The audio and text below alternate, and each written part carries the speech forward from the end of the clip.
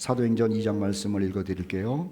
오순절 날이 이르매 그들이 다 같이 한 곳에 모였더니 호련히 하늘로부터 급하고 강한 바람 같은 소리가 있어 그들이 앉은 온 집에 가득하며 마치 불의 혀처럼 갈라지는 것들이 그들에게 보여 각 사람 위에 하나씩 임하여 있더니 그들이 다 성령의 충만함을 받고 성령이 말하게 하심을 따라 다른 언어들로 말하기를 시작하니라. 아멘. 우리가 예루살렘 성읍에 대해서 계속 말씀을 나누고 있죠. 제가 처음 4번 설교를 할 때는 구약과 예루살렘의 관계에 대해서 말씀을 드렸어요. 창세기에 나오는 예루살렘은 그곳에 멜기세덱이라고 하는 평화의 왕, 전능한 하나님의 제사장이 있었던 곳이다라는 말씀을 드렸고요. 그리고 구약의 두 번째 예루살렘과의 관계는 그곳에서 아브라함과 이삭이 위대한 순종을 했다라고 말씀을 드렸죠. 물론 아브라함과 이삭이 하나님께 순종할 때에는 예루살렘이라는 말은 표현하지 않았습니다. 모리아산이라고 이야기를 했는데 그곳이 바로 예루살렘이었던 것이죠. 그리고 세 번째는 그곳에 하나님께서 솔로몬을 통해 가지고 성전을 세우셨다는 거예요. 그런데 그 예루살렘 성전은 하나님의 마음이 있고 하나님의 귀와 눈이 있었다라고 하니 그 예루살렘이 얼마나 위대한 성읍이냐라고 하는 것이죠. 그리고 또 하나 구약과 예루살렘의 관계는 그 예루살렘 성에서 전무후무한 부흥의 운동이 일어났다라는 것으로 설명을 드렸습니다. 신약에 넘어와 가지고 예수님이 이 땅에 오셨죠. 그리고 예수님이 사시는 동안 예루살렘과는 어떤 관계가 있었느냐라고 하는 거예요. 예수님은 베들레헴에서 태어나셔 가지고 나사렛에서 30년을 사셨어요. 그리고 나사렛에서 3년 동안 공생애를 지내시죠. 그런데 그가 돌아가실 때는 예루살렘에서 돌아가셨고요. 그리고 예루살렘에서 부활하셨고요. 그리고 예루살렘에서 하늘로 올라가신 거죠. 그리고 또 하나 그 예루살렘에서 세상의 마지막에 관한 이야기를 제자들에게 말씀하셨다는 것을 소개해 드렸어요. 그리고 오늘부터는 예수님께서 예루살렘을 떠나신 다음의 이야기를 말씀드리려고 그래요. 그럼 예수님이 하늘로 승천하신 다음에 이 땅에서의 예루살렘은 어떤 모습으로 우리에게 보여지느냐라고 하는 것이죠. 그 첫 번째가요, 하나님의 영이신 성령이 예루살렘으로 임했다라고 하는 거예요. 하나님의 영이신 성령이 베들레헴으로도 아니고 헤브론으로도 아니고 갈릴리로도 아니고요, 로마로도 아니고 예루살렘이라고 하는 작은 도시로 임하셨다라고 성경은 알려주고 있죠.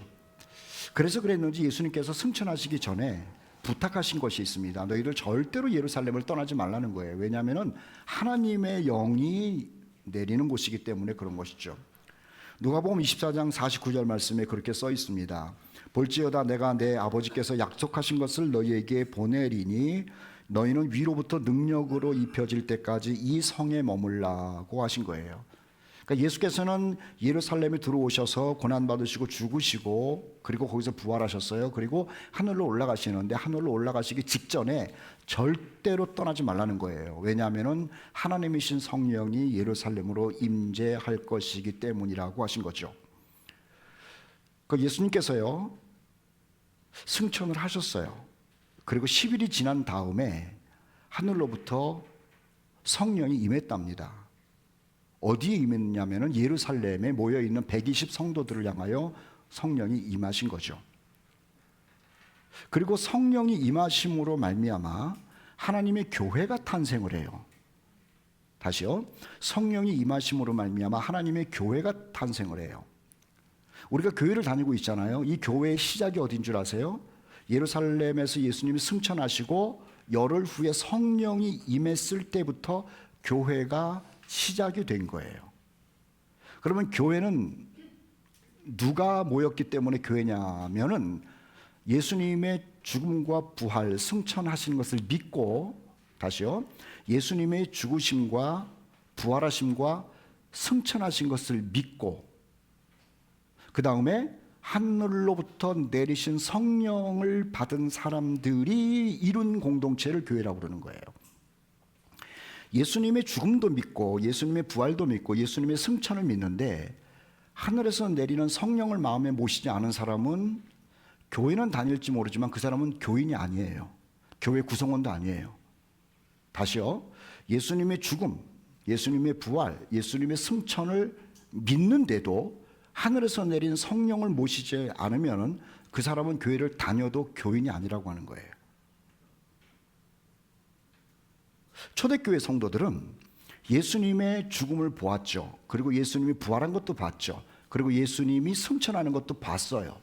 그런데도 예수께서는 너희들끼리 모여가지고 무엇을 해라 이런 말씀하신 적이 없어요. 고난도 죽음도 부활도 승천도 봤는데 주님께서는요 기다리라고 그런 거예요. 뭐를 기다리라고요? 성령을 기다리라고. 그래서 성령을 받은 사람이 되어야 그때부터는 하나님의 백성이고 하나님의 자녀고 교회 구성원이 된다고 말씀하신 거죠. 예수님께서 교회가 있을 것을 말씀하셨답니다. 그것을 누구에게 먼저 말씀하셨냐면 제자들에게 말씀하시고 특히 베드로의 고백을 통해 가지고 앞으로 교회가 형성될 것을 말씀을 하셨어요. 마태복음 16장 10절 16절 말씀 보면은 우리가 잘 알고 있는 말씀이죠. 유명한 구절이에요. 우리 신앙 고백일 수도 있어요. 같이 한번 읽어보도록 합시다. 마태복음 16장 16절 시작. 시몬 베드로가 대답하여 이르되 주는 그리스도시요 살아계신 하나님의 아들이시니이다. 이렇게 고백을 잘 했는데 그러면 이때부터 이 고백을 가진 사람들끼리 모여가지고 교회를 형성해라 그러지를 않았어요. 이 고백을 바탕으로 해서 앞으로 교회가 세워질 것을 얘기를 했죠. 자, 지금 이 고백을 베드로가 한 다음에 예수께서 무슨 말씀을 하셨냐면 마태복음 16장 18절인데요. 너는 베드로라. 내가 이 반석 위에 내 교회를 세우리니 음부의 권세가 이기지 못하리라. 놀라운 공동체, 교회 공동체가 신앙 고백 위에 세워질 거라고 예수님이 말씀을 하신 거예요. 그리고 이 교회 공동체를 통해 가지고 천국에 들어가는 문제가 결정이 된다는 거예요. 예수께서 말씀하지 않았어요? 마태복음 16장 19절에 내가 천국 열쇠를 너에게 준다라는 거예요. 천국은 어떻게 가냐면은 예수 그리스도를 주님으로 인정하고 하나님의 아들로 인정하는 사람이 가는데 그것을 인정하는 것만으로 가는 게 아니에요. 그것으로만 천국을 갈 수 있다 그러면은 주님께서 성령 얘기를 안 하셨겠죠. 그것을 듣고 믿는 것뿐만 아니라 하늘에서 내리는 성령을 마음속에 모셔야 이 사람이 온전한 하나님의 백성, 그리고 우리가 얘기하는 거듭난 사람이라고 얘기를 하는 것이고, 이 거듭난 사람이 하나님 나라의 생명책에 이름이 기록되어서 하나님 나라에 들어갈 수 있다라고 이야기를 한 것이죠. 다시요. 예수께서 베드로에게 신앙 고백을 들으셨어요. 그리고 교회가 세워질 것을 말씀하셨어요. 그리고 하신 말씀이 뭐냐면 성령을 반드시 기다려서 네가 보고 경험한 것 위에 하나님의 영으로 덮인 바 되어야 된다라고 하는 거예요. 그래서 하늘에서 성령을 보낼 때 그것을 받으라고 얘기를 한 것이죠. 사도행전 1장 4절 말씀 읽을 테니까 보세요. 사도와 함께 모이사 그들에게 분부하여 이르시되 예루살렘을 떠나지 말고 내게서 들은 바 아버지께서 약속하신 것을 기다리라. 요한은 물로 세례를 베풀었으나 너희는 몇 날이 못되어 성령으로 세례를 받을 것이다. 이런 얘기를 했죠. 그리고 사도행전 1장 12절 말씀에요. 제자들이 감람원이라 하는 산으로부터 예루살렘으로 돌아왔어요. 그리고 더불어 마음을 같이하여 오로지 기도에 힘씁니다. 약 120명이 기도하는 거예요. 그런데 무슨 기도를 했는 줄 아세요? 예수께서 말씀하신 대로 하늘에 성령을 우리에게 보내주십시오라고 열흘 동안 열심히 기도했다는 거죠. 그리고 열흘 후에 오순절이 되었을 때 하늘에서부터 예루살렘에 기도하고 있는 성도들에게 성령이 임한 거예요.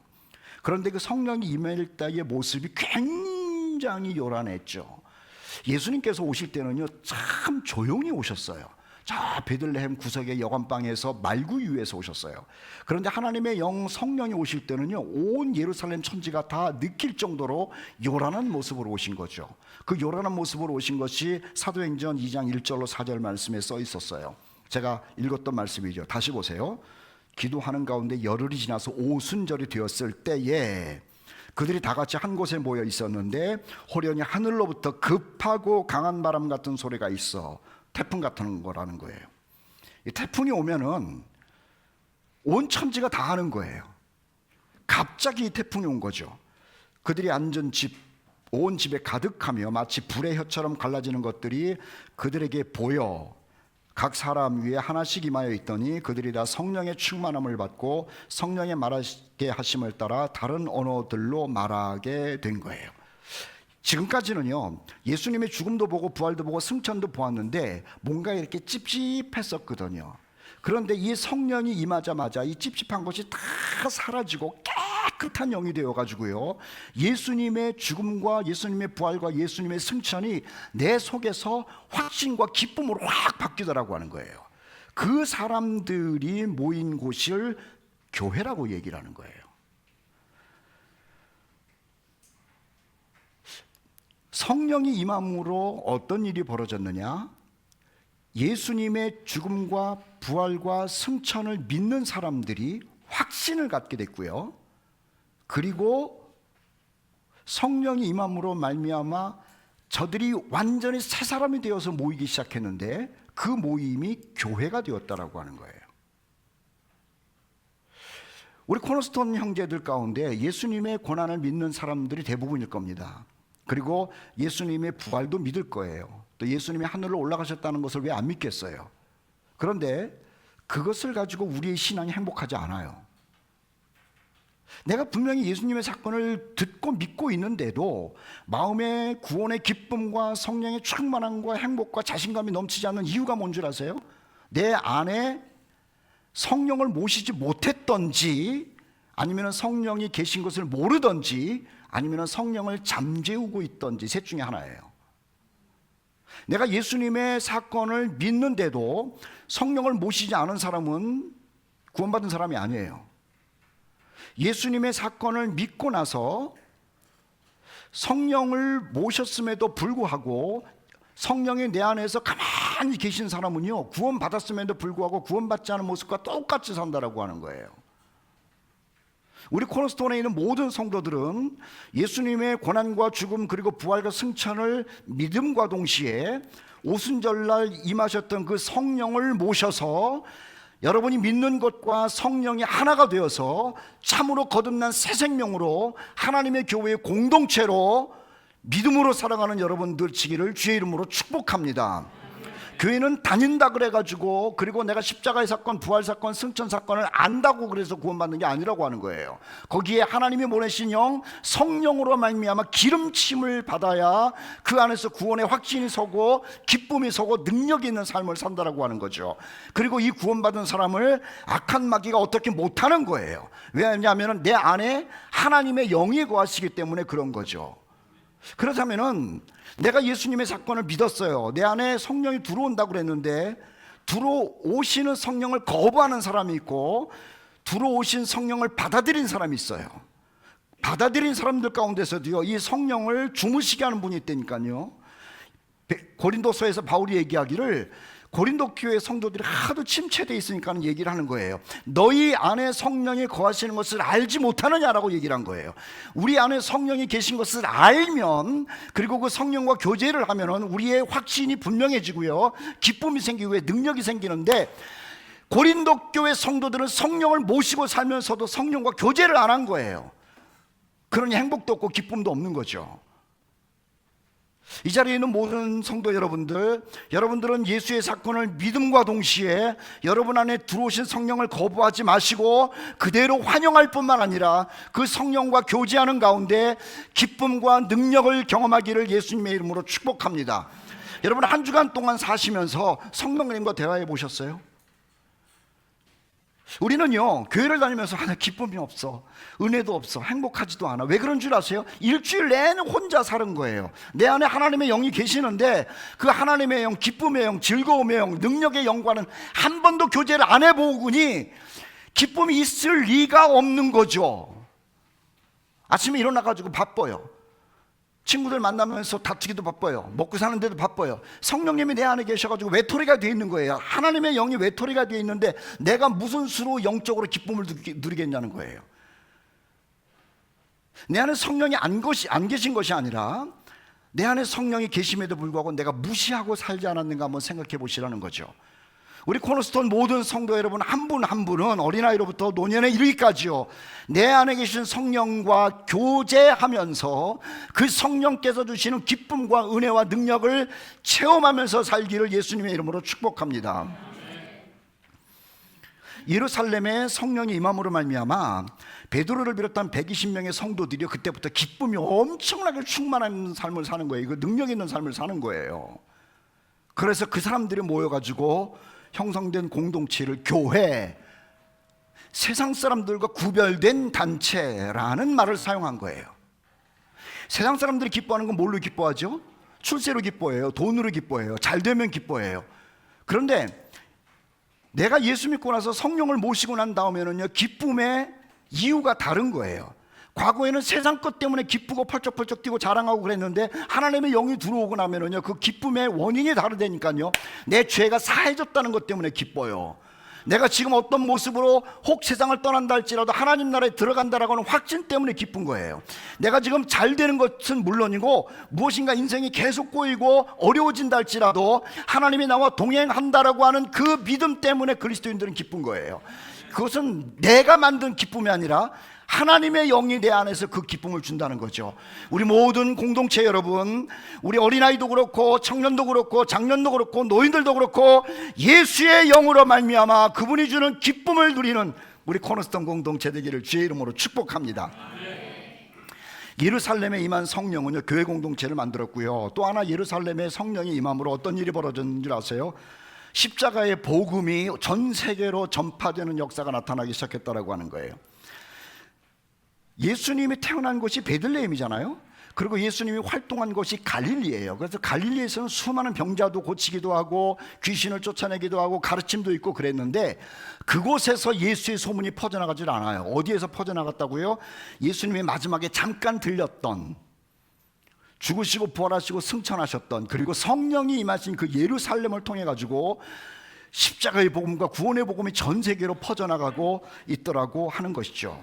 성령이 임한 예루살렘은 생명을 구원하는 복음을 전하는 센터 역할을 하기 시작했다라고 하는 거예요. 예수께서 돌아가시기 전에 제자들을 앉혀놓고 나서 이런저런 얘기를 하셨어요. 그리고 돌아가신 후에 부활하셔가지고 또 중요한 얘기를 해요. 근데 사람이 마지막에 얘기하는 게 가장 중요하잖아요. 무슨 얘기를 했냐면 금방 얘기한 것처럼 예루살렘 떠나지 말고 성령을 기다리라는 것과 동시에 너희가 성령을 받으면 사람이 바뀐다라는 얘기를 해요. 어떻게 바뀔까요? 사는데 무슨 자신감이 생기나 그런 것도 아니에요. 지혜가 생기나 그것도 아니에요. 똑똑해진다, 세상을 정복한다, 그것이 아니에요. 너희가 성령을 받고 나면 예수 사건에 대한 증인으로 산다는 거예요. 사도행전 1장 8절 말씀, 유명한 말씀이죠. 같이 한번 읽어보도록 하겠습니다. 사도행전 1장 8절 시작. 오직 성령이 너희에게 임하시면 너희가 권능을 받고 예루살렘과 온 유대와 사마리아와 땅끝까지 이르러 내 증인이 되리라 하시니라. 제가 신앙생활 하다가 보니까는요, 성령에 대해서 착각하는 가르침이 참 많아요. 성령을 받으면은 방언을 막 한다는 거예요. 성령을 받으면은 무슨 사람이 앞날까지도 보는 투시의 영이 생긴다는 거예요. 성령을 받으면은 권능이 생겨가지고 병도 고친다는 거예요. 성경에는요 그런 말 없어요. 그게 기독교적인 용어 갖고 성령을 받으면 그렇게 될 것 같다라고 하는 느낌이 올지는 모르지만 성경에는 그런 말이 없어요. 성령은 성령을 받으면 어떤 일이 벌어진다고요? 예수님에 대한 증인이 된다는 말뿐이 없어요. 그래서 성령이 예루살렘에 임하고 나니까는요, 제자들이 사람들에게 가가지고 예수님 이야기를 하기 시작해요. 성령이 임하고 나니까는 여자들이 사람들을 만나서 예수님 이야기를 시작해요. 그리고 예수 믿고 성령을 받아서 구원받으라고 하는 일을 하기 시작한다라고 하는 거예요. 다시 보세요. 사도행전 1장 8절 말씀에 성령이 임하시면 너희가 권능을 받아서 세상에서 사업을 잘하는 사람이 된다, 그것도 아니고 너희가 권능을 받아가지고 지식이 생겨가지고 공부를 많이 하고 잘하게 된다, 그것도 아니고 너희가 권능을 받아가지고 인간관계 문제를 다 해결한다, 그런 것도 아니라 예루살렘, 온 유대, 사마리아와 땅끝까지 이르러 내 증인이 된다는 거예요. 성령이 내 안에 들어와 있음에도 불구하고 예수님에 대하여 증인이 못 되는 사람들은요, 무슨 생각하는 거냐면은 나는 성령이 내 안에 없는가 보다라고 생각해요. 아마 많은 사람들이 이 말에 저촉이 될 거예요. 내가 세상에 나가서 예수님 이야기를 못하면은 무슨 열등감을 갖냐면은 내가 성령을 모시지 않고 있다라고 하는 열등감을 갖는 사람이 많다는 거예요. 천만의 말씀 그러지 않아요. 성령이 내 안에 들어오시고 나면은요, 예수님을 사랑하면서 사랑하는 예수님을 이야기가 하고 싶은 거예요. 그런데 얘기가 하고 싶은데 그 이야기를 하면 내 안에 계신 성령께서 즐거워하면서 나에게 기쁨을 줘요. 그런데 내 안에서 예수님에 대하여 이야기하라고 하는 성령이 계속 밀어붙임이 있는데 이것을 침묵을 하면은요, 성령께서도 포기를 하세요. 성령이 도망가는 게 아니라 내 안에서 포기를 하세요. 그러니 세상 사람들과 똑같이 살면서 내 안에는 성령이 안 계신가 보다라고 자기 자책을 하면서 산다는 거죠.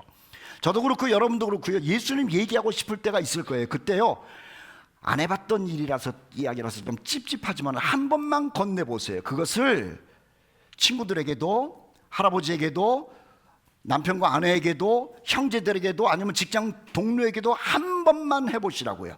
그런데 이상한 것이 성령이 임하시면 너희가 예수님 얘기를 하고 싶을 텐데 하고 나면 그때 성령께서 내 안에서 춤을 주신다는 거죠. 우리가 지금 성령이 임한 얘기를 듣는 거예요. 여러분 지금 직장에 나가서 아니면은 집에서 멀리 있는 자녀들에게 이번 주에 한 번씩만 해보시라고, 너 예수 믿고 구원받아야 된다고. 그 말 하자마자 전화를 끊고 나서 그 말 하자마자 헤어졌다 하더라도요, 이상한 자신감이 생길 거예요. 기쁨이 있을 거예요. 야, 하나님이 기뻐하신다, 내가 무엇인가 하나님이 영광을 위해서 입을 한번 벌렸다라고 하는 뿌듯함이 생길 거예요. 그건 왜냐하면 내 안에 성령께서 그걸 원하시는데 안 하면은 뭔가 성령과의 관계가 껄끄러워가지고 내 안에 성령이 안 계신 것처럼 느낄 뿐이고, 하고 나면은 내 안에 계신 성령이 춤을 추신다라고 하는 거죠. 우리 코너스톤 성도 여러분들, 여러분이 예수님을 진심으로 믿었을 때 하나님의 영이 여러분 안에 들어와 있는데 그 영께서 여러분에게 하는 말씀이 나의 증인이 되라고 하는 말씀을 들을 겁니다. 해봅시다.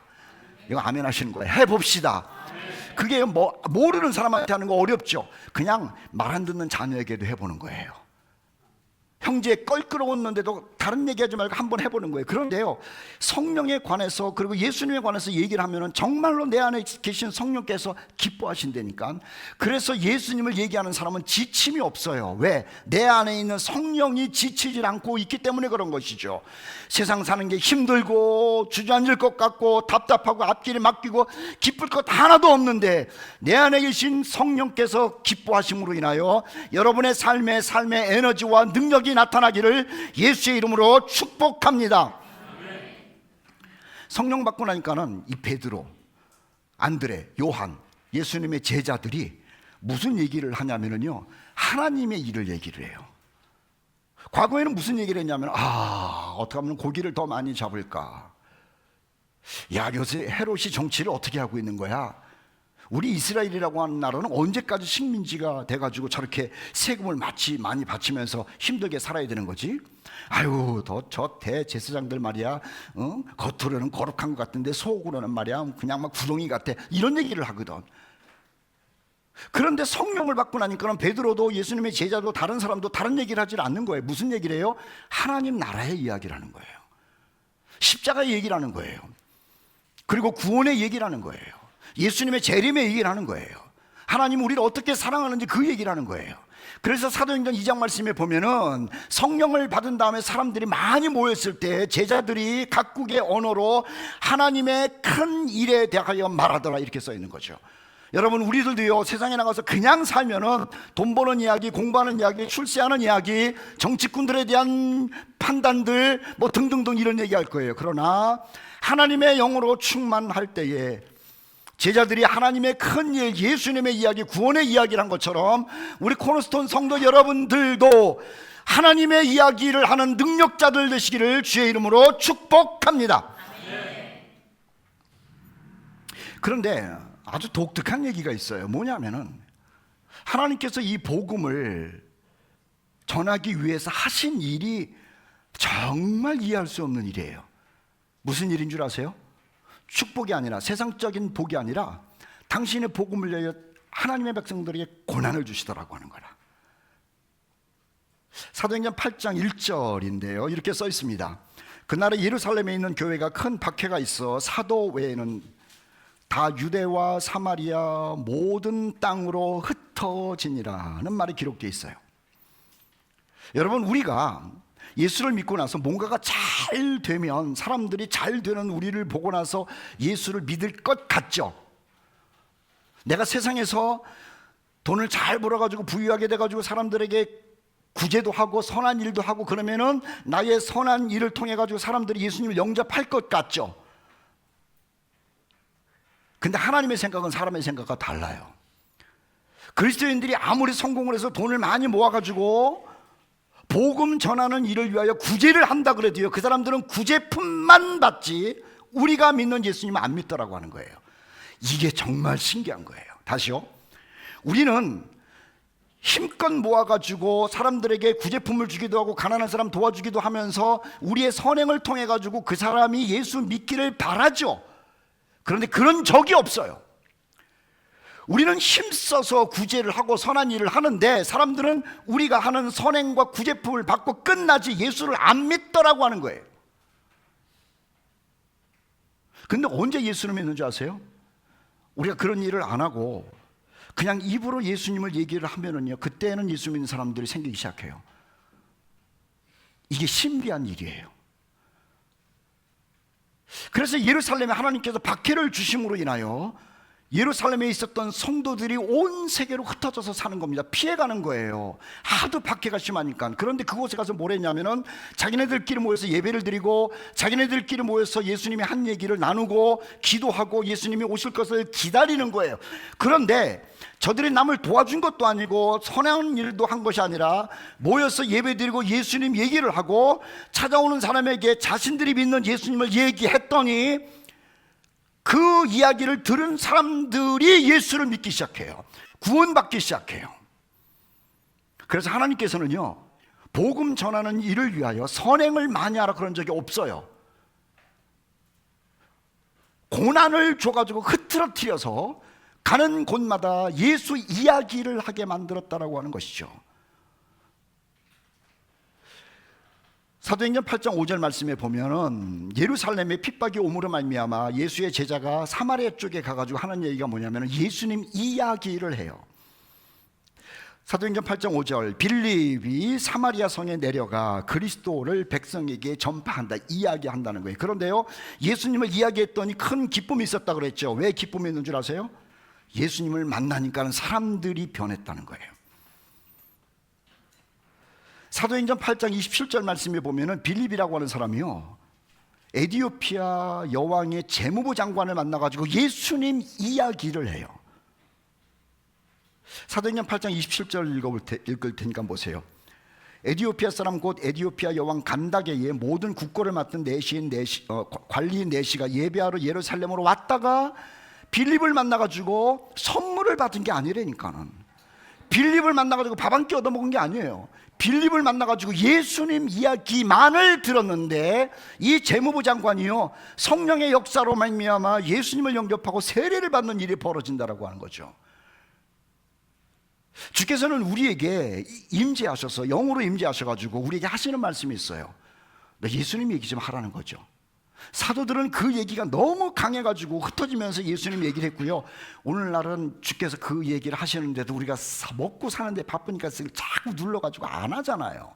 그래서 우리에게는 신다는 게 없는 거예요. 해봅시다 하면은요, 사도들이 느꼈던 그 기쁨을 우리도 또 회복해서 느끼게 된다는 것 아니에요. 제가 다시 한번 권면할게요. 이번 한 주간 동안 만나는 사람에게 한 번씩 예수님 이야기 하기를 부탁합니다. 이번 주에 금요일날 음악회가 있어요. 음악회. 음악회는 사실은 우리끼리 음악회를 하려고 준비를 했는데, 이게 기도하면서 준비하면서 보니까는 이거 사람 한 번씩 데려오는 기회를 삼으면 좋겠다라는 생각하는 거예요. 우리끼리 하는 것도 은혜가 될 겁니다. 엊그제 만나가지고 연습도 하고 해보니까 가슴이 막 찌어요. 여러분들 오시면 실망 절대로 안 할 거예요. 준비도 잘하고 있어요. 그런데 우리는 교회 같지도 않잖아요. 지금 이게 무슨 사무실 같잖아. 교회를 오라 그러면 십자가 있는 데는 가기 싫어해요. 그런데 우리 교회는 십자가도 없고 간판도 없고 그냥 와가지고 사무실처럼 앉아있으면 된다라고 그렇게 꼬시라고 그래가지고 와가지고 그냥 노래 듣고 가게 하면 돼요. 그런데 분명한 것은 여러분이 그렇게 꼬셔도 성령께서 그것으로도 기쁨을 줄 믿습니다. 진짜 해보시니까. 또 하나 이 예루살렘이 중요한 게 뭐냐면은 이 예루살렘의 성령이 임함으로 인하여 기독교의 새로운 법이 거기서 결정이 됐다는 거예요. 다시요. 예루살렘에 성령이 임했죠. 그래서 교회 공동체가 만들어져요. 예루살렘에 성령이 임했죠. 거기에서 복음이 세계로 퍼져나가요. 이게 세 번째 얘기는 뭐냐면은 예루살렘에 성령이 임함으로 인하여 기독교 복음의 내용이 거기서 결정이 돼요. 이거 위대한 일이죠. 기독교 복음의 내용이 예루살렘에서 결정이 돼요. 바울을 잘 알고 있을 거예요. 바울이 예수님을 그렇게 핍박하던 사람이라.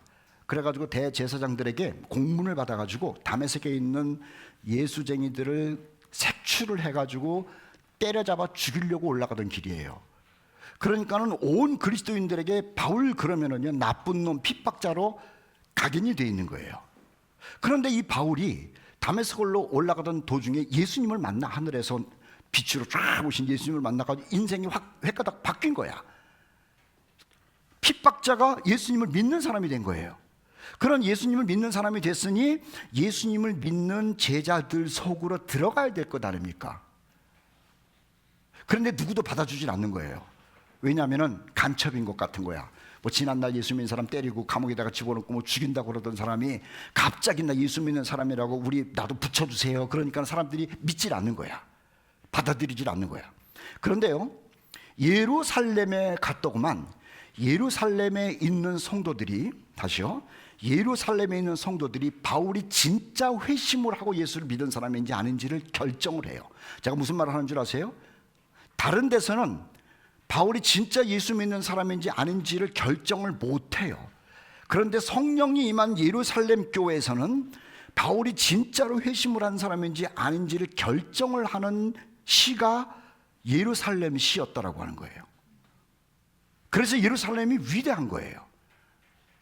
안디옥이라고 하는 곳에서 이방인들이 예수를 믿겠다고 하면서 교회를 형성을 했어요. 그런데 이방인들이 자신들의 신을 버리고 예수를 믿겠다고 한 것이 진짜인지 아닌지를 구분해야 될 것 아니에요. 이 구분을 어디서 하냐면은 예루살렘 교회에서 하는 거예요.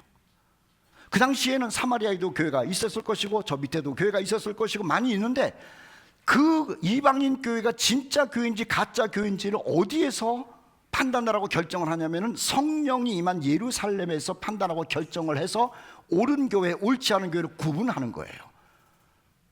그래서 예루살렘이 성령이 임함으로 인하여 위대한 일을 지금 계속 하고 있는 것이죠. 조금 전에 얘기한 것처럼 거기서 교회가 형성이 되고요, 그 성령이 임한 예루살렘에서 십자가의 복음이 전 세계를 향해서 퍼져가고요, 그리고 그 교회가 진짜 교회인지 아닌지를 분별하는 역할을 예루살렘에서 하는 거예요. 그리고 조금 전에 말씀드린 것처럼 기독교 복음의 진수를 거기서 결정을 해요. 기독교는 어떤 것이냐, 무엇을 믿는 거냐, 어떻게 신앙인이 되는 거냐라는 이야기를 예루살렘 교회에서 결정을 한다니까요. 제가 읽을 테니까는 보세요. 사도행전 11장, 사도행전 15장에 보면 1절 말씀에 이런 말씀이 써 있어요. 어떤 사람들이 유대로부터 내려와서 형제들을 가르치되 너희가 모세의 법대로 할례를 받지 아니하면 능히 구원을 받지 못하리라. 이방인들이 다 교회를 형성하고 있는데 야, 너희들은 할례를 받지 않았기 때문에 별 난리를 다쳐도 구원을 받지 못해 라고 하니까 이방 성도들이 얼마나 힘들었는지 몰라요. 그런데 진짜로 구원을 받지 못하는 건지 아니면 믿음으로만 구원을 받는 건지에 대한 잣대를 예루살렘 교회에 가가지고 물어본 거예요. 그랬더구만 예루살렘에 있는 성도들이 답을 해줘요. 자, 그 내용을 먼저 읽을게요. 사도행전 15장 2절 보세요. 바울 및 바나바와 그들 사이에 적지 않은 다툼과 변론이 일어났는데 형제들이 이 문제에 대하여 바울과 바나바와 및 그 중에 몇 사람을 어디로 보내냐면은 예루살렘에 있는 사도와 장로들에게 보내요. 여러분, 예수를 믿는 것이 진짜인지 아닌지 거기서도 결정할 수가 있는데 거기서 결정을 못하겠다는 거예요. 하나님께서 어디에서 결정할 수 있는 권한을 줬는 줄 아세요? 성령이 임한 예루살렘에서 결정하는 것을 진리로 만든 거예요. 그래서 예루살렘 성읍이 그렇게 중요한 거라. 바울과 바나바와 이방인들이 예루살렘 교회까지 간 거야. 가가지고 우리는 믿음으로 구원을 받는데 다른 사람들이 와가지고 자꾸 도덕적인 것도 있어야 된다고 그러고 할례도 받아야 된다고 그러고 의식도 있다고 그러니 우리에게 당신들이 구원의 복음의 진리를 알려주시오라고 부탁을 하는 거예요. 예루살렘 교회에 와서. 자, 그랬더구만 이런 결정을 내리죠. 사도행전 15장 19절 20절이에요. 사도행전 15장 19절 20절 같이 한번 읽어보죠. 시작. 그러므로 내 의견에는 이방인 중에서 하나님께로 돌아오는 자들을 괴롭게 하지 말고 다만 우상의 더러운 것과 음행과 목매어 죽인 것과 피를 멀리하라고 편지하는 것이 옳으니. 사도행전 15장 28절 29절 읽을 테니까 들어보세요. 성령과 우리는 이 요긴한 것들 외에 아무 짐도 너희에게 지우지 아니하는 것이 옳은 줄 알았느니 우상의 제물과 피와 목매어 죽인 것과 음행을 멀리할지니라. 이에 스스로 삼가면 잘 되리라. 평안함을 원하노라 하였더라. 이게 무슨 말씀인 줄 아세요? 예루살렘 교회에서 이방인들이 예수 믿는 거 진짜 아닌 줄을 구분하기 위하여 한마디로 얘기를 한 거예요. 예수 믿고 구원받는 것이지 할례가 아니다, 율법이 아니다, 어떤 고행도 아니다, 헌신도 아니다. 구원은 오직 예수 십자가를 믿는 것이다라고 꽝 결정을 해버린 거야. 그래서 우리가 예수 믿는 것을 가지고 나 구원받았다고 얘기를 하는 거라. 다시요, 우리가 지금 무엇으로 구원받았다고 얘기를 해요? 예수 믿는 것을 어디에서 결정이 됐어요? 예루살렘에서 결정이 된 거라. 지금 이 이야기는 뭐냐면은 구원받는 것을 오직 예수님으로 말미암아 된다라고 얘기를 하고 예수를 믿었으니 이제는 착하게 살라는 얘기를 한 거예요. 착하게 살아야 구원받는 게 아니라 예수를 믿었으니 예수님의 영광을 위하여 우상을 버리고 음행을 버리고 목매어 죽인 것 먹지 말고, 그래서 개고기를 먹으면 안 되는 거라. 목매어 죽였으니까. 피채도 먹지 말고. 근데 또 선짓국은 맛있어. 이게 예루살렘이 왜 위대한 성읍인 줄 아세요? 구약에서도요 하나님의 역사가 엄청 나타났어요. 예수님 계실 때도 우리의 죄가 처리된 곳이 예루살렘이고 우리에게 부활의 소망을 준 것도 예루살렘이고 우리가 하늘로 올라갔다라고 하는 소망을 준 것도 예루살렘이라고 하는 거예요. 그리고요 또 하나 예루살렘의 위대한 성읍이라고 하는 것은 그곳에 하나님의 영이 임하셨죠. 그래서 우리가 교회 공동체를 형성하고 하나님의 영이 임함으로 인하여 우리가 뭐라고 부르게 됐는 줄 아세요? 형제 자매라고 부르게 된 거예요. 그 전에는 높은 사람 낮은 사람 따로 있었고 귀족과 노예가 따로 있었어요. 담이 있었다고, 이방인과 유대인이. 그런데 성령이 임함으로 말미암아 우리 모두가 형제 자매가 된 줄 믿습니다. 그러니 예루살렘이 얼마나 위대한 성읍이냐라고 하는 거라. 한번 옆에 분한테 얘기를 해보세요. 형제님 자매님. 시작. 그러니까는 부부끼리도 자매님 형제님 그러시라고. 그렇지. 그래서 에베소서에서 뭐라 그러는지 아세요? 십자가로 말미암아 성령으로 말미암아 막힌 담이 무너졌다는 거라. 귀족과 노예가 있었던 막힌 담이 무너지고 이방인과 유대인의 막힌 담이 무너지고 가진 자와 없는 사람의 막힌 담이 무너지고 병자와 건강한 사람이 닫혀 있었던 담이 무너지고, 무엇 때문에? 예수님의 십자가와 성령 때문에 모두가 그리스도 안에서 형제가 된 줄 믿습니다. 이 예루살렘은요 정말 기가 막힌 성읍이라. 그래서 우리는 성경을 따라가지고 예루살렘의 평강을 위해서 기도하는 거예요. 그곳에서 하나님의 역사가 놀랍게 나타났기 때문에 그런 것 아닙니까? 예루살렘의 성령이 임하심으로 인하여 새로운 세상이 열린 것처럼 성령이 임해서 우리를 새로운 세상의 주인공으로 만들어주신 하나님을 생각하면서 그 성령과 교제하시고요, 그 성령을 기뻐하시고요, 그 성령과 대화하시는 가운데 초대교회 성도들이 능력 있는 삶, 충만한 기쁨의 삶을 산 것처럼 우리 코너스톤 공동체가 그렇게 살기를 예수님의 이름으로 축복합니다. 우리 아까 그 찬송 부릅시다. 성령이 오셨네, 성령이 오셨네. 우리 조용한 마음으로, 간절한 마음으로 오신 성령을 환영하고 기뻐하는 마음으로 부르도록 합시다.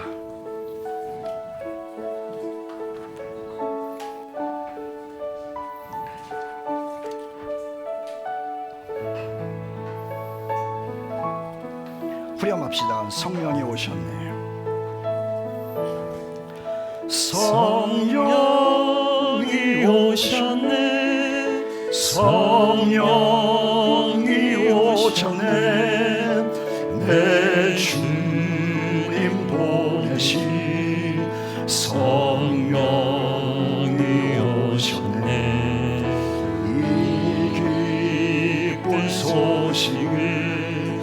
온 세상 전하세 성령이 오셔 성령이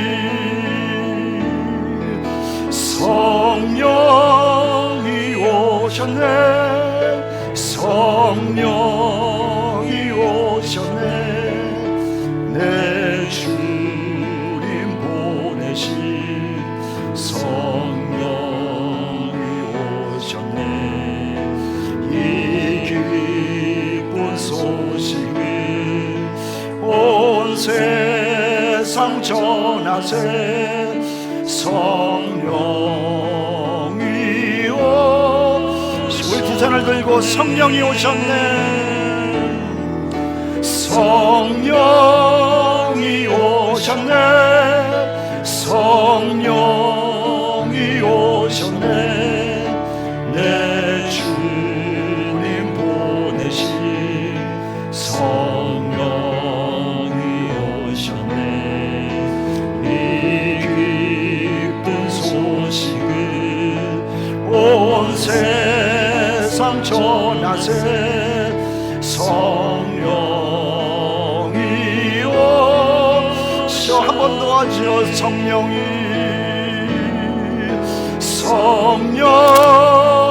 오셨네 성령이 오셨네 내 주님 보내신 성령이 오셨네 이 기쁜 소식을 온 세상 전하세 성령